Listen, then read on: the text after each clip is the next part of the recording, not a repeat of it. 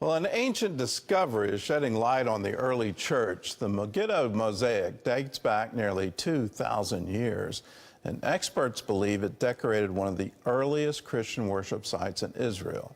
In the northern part of Israel, where the rolling hills whisper stories, long buried beneath the earth, an unassuming prison sat atop one of the greatest untold treasures of the Christian faith.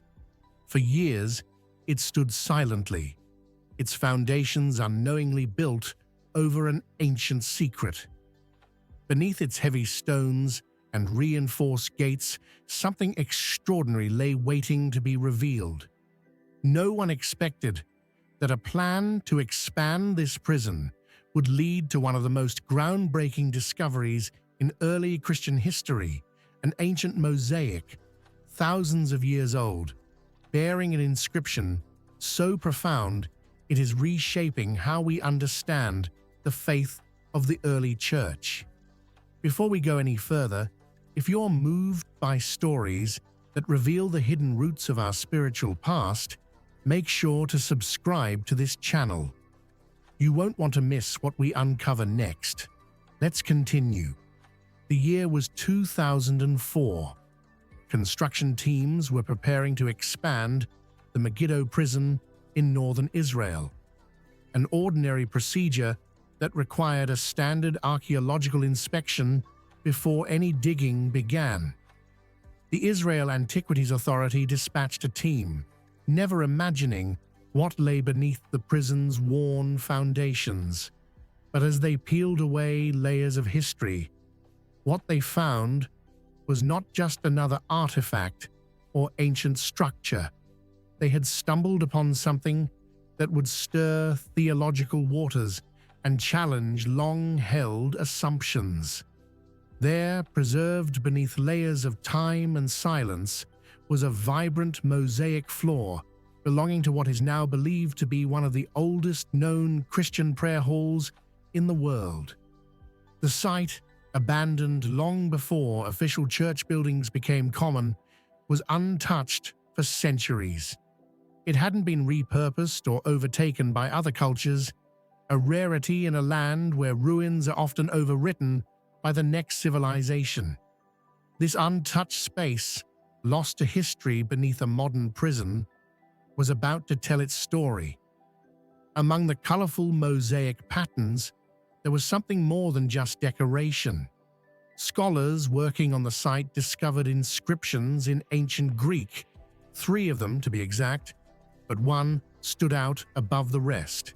It read, "To the God Jesus Christ." At first glance, it may seem simple, but for theologians, historians, and believers alike, this inscription held explosive significance.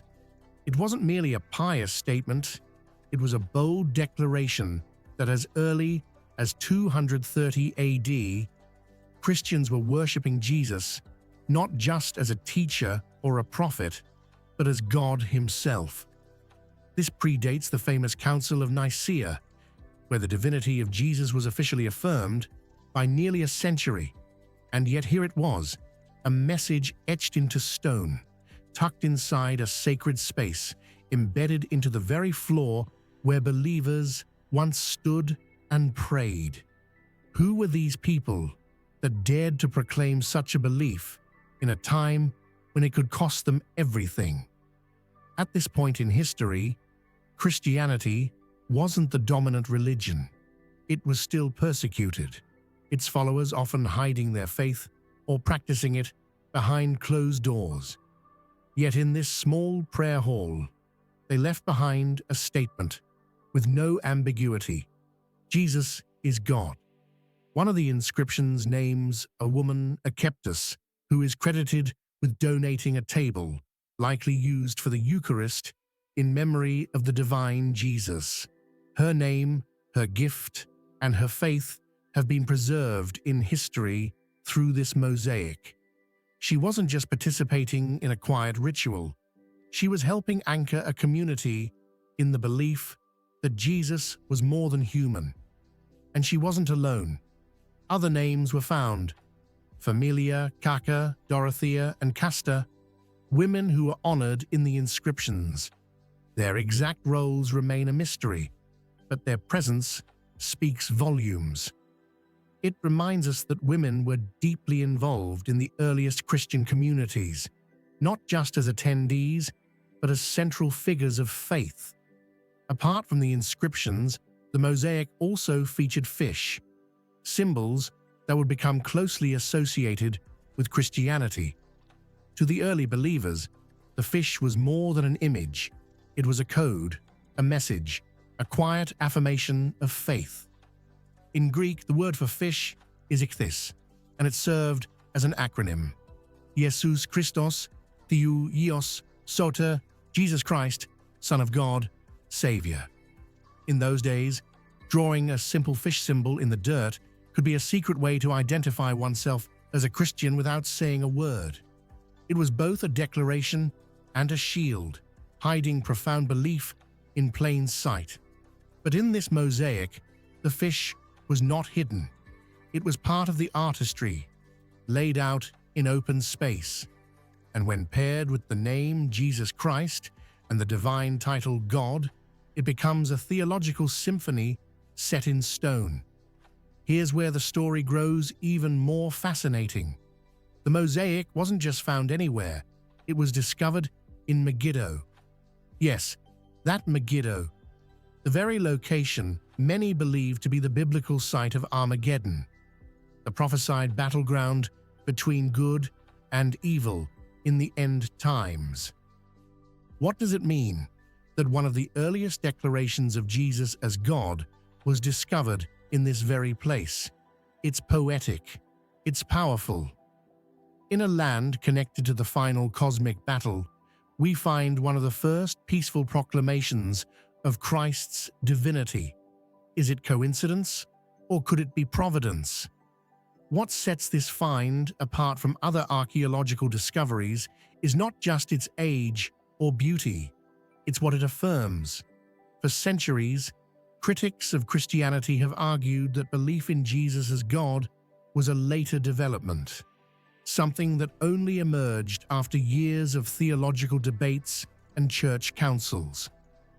According to this view, the earliest followers of Jesus saw him as a wise man, perhaps a prophet, but not divine. But this mosaic says otherwise.